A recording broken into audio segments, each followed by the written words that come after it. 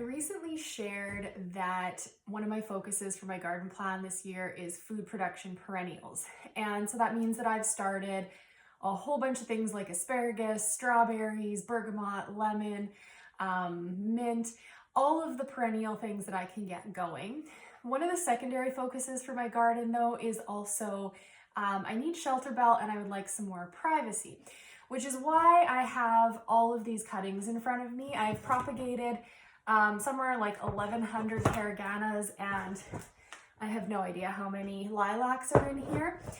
So this is one of the things that my garden plan is helping me stay focused on, is knowing where the heck I need more plants and what I need to put my time and energy into. So if you need to create a garden plan with focus so that you know what's getting your money, your time, your energy, the link to my garden planning mini course is in the description and it is open. You are ready to register and get planning. So don't wait. The season is here. Even if there's snow on the ground, it's still time to start thinking about what plants you need to get going on.